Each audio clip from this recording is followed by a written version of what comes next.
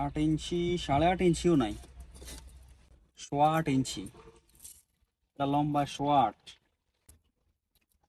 লম্বা 8.25, পাশে পাশে 4 ইঞ্চি, মানে হলো প্রস্থে 4 ইঞ্চি আছে। আর উচ্চতা, উচ্চতা 2.5 ইঞ্চি।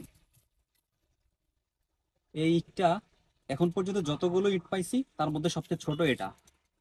মানে এই ইটটা যদি কেউ কিনে তাহলে সে পরিমাণে কম পাবে, অনেক কম।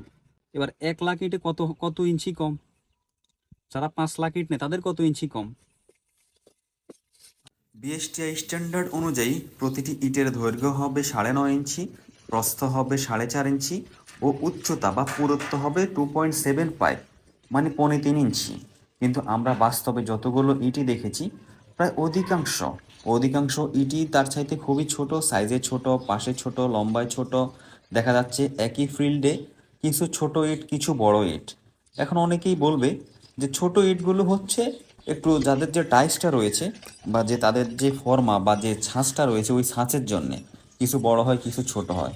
কিন্তু এখানে একটা কৌশল লুকায়িত রয়েছে, সেটা হচ্ছে তারা কিছু ইট বড় করে, কিছু ইট ছোট। যখন ইটগুলো বিক্রি করবে তখন বড়গুলো আপনাকে দেখাবে, আর ছোটগুলো দেখানো হবে না, তখন আপনি ওই বড়গুলোর সাথে ছোটগুলোই পেয়ে যাবেন। এটা হচ্ছে 9 ইঞ্চি, 9 ইঞ্চি। এটা 9.25 পুরা নাই, অলমোস্ট 9.25। আরেকটা দেখি, এটা হচ্ছে আবার, এটা প্রায় 9.5, 9.25, 9.5। এটা আবার 9-এর চেয়ে একটু বেশি, এটা 9.5-এর কাছাকাছি। এটা আবার প্রায় 9 ইঞ্চি। এটা আরেকটা বিষয় খেয়াল করবেন, সেটা হলো অনেক ক্ষেত্রেই দেখা যায় ইটের মধ্যে যে অংশে নাম থাকে ওই অংশটা অনেক বেশি গভীর থাকে। যদি ওই ধরনের গভীর বেশি থাকে সেক্ষেত্রে আপনি যদি এই ইটগুলো দিয়ে কণা তৈরি করেন সেক্ষেত্রে আপনার কণার পরিমাণটা কম হবে। আপনি যদি কোনো ওয়াল তৈরি করেন বা ইটের গাঁথনি তৈরি করেন সেখানে আপনার সিমেন্ট বালুর পরিমাণ বেশি লাগবে, আপনি লসের সম্মুখীন হবেন। যে ইটগুলোতে নামগুলো বা লোগোগুলো একেবারে হালকা করে থাকে, খুব বেশি গভীর না, ওই ধরনের ইটগুলো কেনাই উত্তম। একটা 5 তলা ভবন তৈরিতে কি পরিমাণ ইটের প্রয়োজন, কতটুকু ঠকে যাচ্ছেন একটু চিন্তা করুন। তবে সব সময় যে ইচ্ছাকৃতভাবে এ ধরনের ইটের সাইজে কম দেওয়া হয় বা ইট ছোট করা হয় ব্যাপারটা কিন্তু তা নয়। কখনো কখনো দেখা যায় বৃষ্টিতে এই ইটগুলো ভিজে কিছুটা ছোট ছোট হয়ে যায়।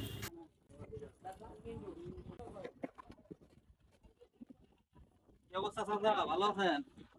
আপনার বাড়ি কোন জায়গায়? কি বাড়ি? এই ছোট ছোটতে এর লাগা দেখতেছি।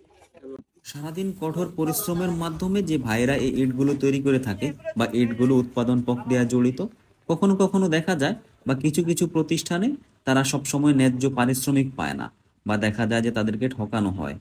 তাদের পরিশ্রমের তুলনায় তাদের পারিশ্রমিকটা একেবারেই নগণ্য। বৃষ্টির দিনে 2 নাম্বার ইটগুলো ভিজে ভিজে 1 নাম্বার হয়ে যায়, তখন সাধারণ মানুষ কনফিউজড হয়ে যায় কোনটা 1 নাম্বার কোনটা 2 নাম্বার। তো ইট কেনার সময় সাইজের পাশাপাশি কোয়ালিটিও দেখে কিনবেন, তাতে আশা করি ঠকে যাবেন না।